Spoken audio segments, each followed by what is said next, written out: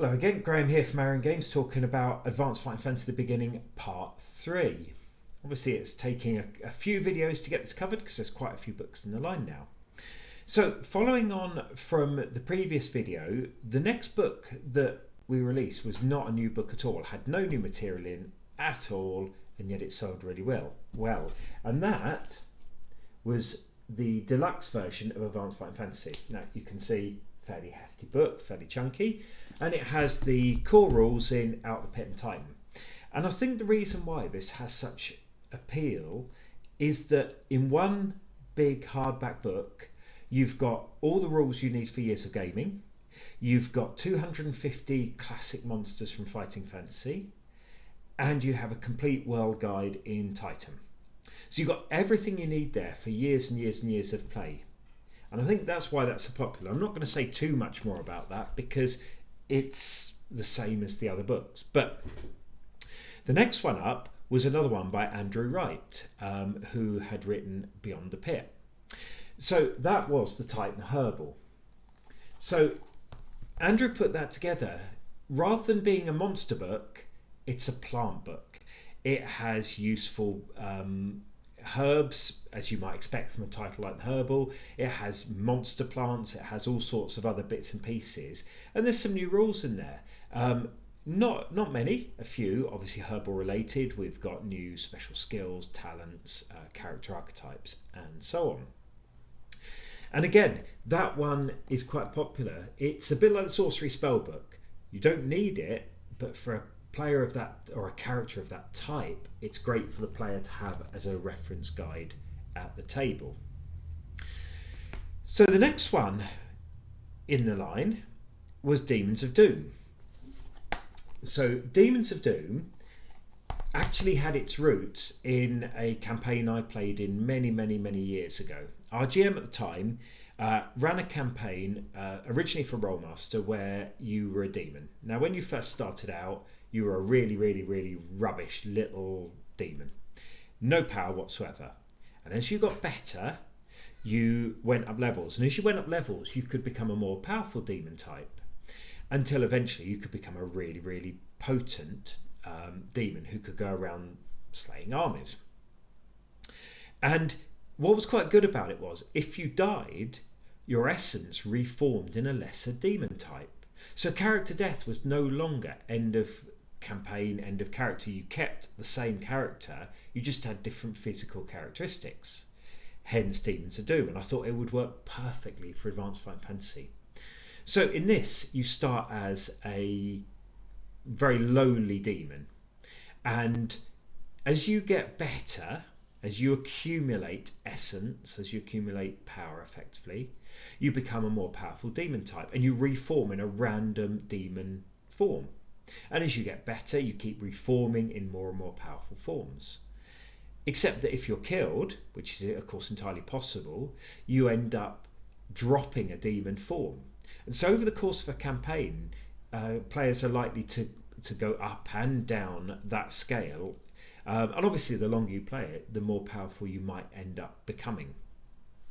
Now it's not classic Fighting Fantasy. I suppose it's Fighting Fantasy in the vein of Creature of Havoc. You're an evil creature rather than a hero.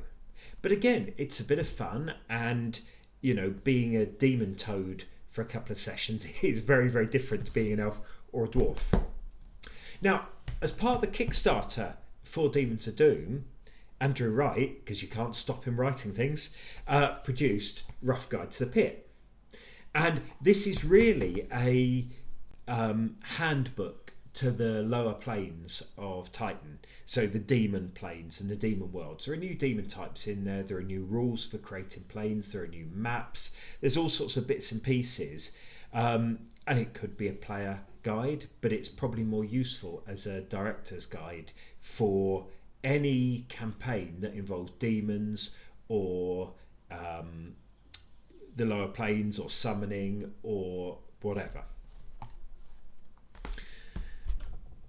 Now, the next one, which was part of a bundle of holding last year, is Travels in Arion.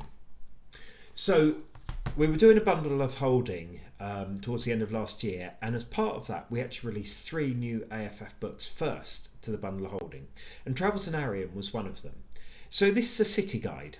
Now obviously Travels in Arion is not Arion Games. I think there must be a subconscious link between the name of the company and the name of that city. I obviously grew up with Fighting Fantasy, I grew up with the maps, I grew up with Titan. I must have seen Arion on there, and at some later date I actually used it for the name of a character, and it's the name of the character that gave its name to the company. So I think they must be tenuously linked. But of course, having a city called Arion on Titan is too good an opportunity to miss, too good an opportunity to ignore. So I thought, right, we need to expand this. So I had been writing, and indeed I still am, a 10-part campaign, Northeastern Kull, called the Atlantis campaign. And the starting city and the home base for the characters in that campaign is the city of Arion. And this city features in a couple of game books to varying extents, but there's not a huge amount out there. So I researched what there was, pulled together all the official canon, and then put it together into a city guide, new map, etc. But I didn't want to just sit down and write a straight city guide. I'd actually recently done that for the Turek city guide, where I'd written it by district and listed important people and history and plot hooks. I didn't want to do that. So what I did was I wrote Travels in Arion as a travel guide, or as a travelogue, I suppose I should say. So this is written from the viewpoint of a traveller through the city of Arion. So I took one of my big poster maps of Arion that I'd produced, and I plotted a route through, and this traveller spends 3 days, I think it is, wandering through the city, meeting interesting people, seeing interesting sights. And there are some extra sidebars, there are some extra plot hooks, there are some extra personalities, but it's a very, very different city guide than your standard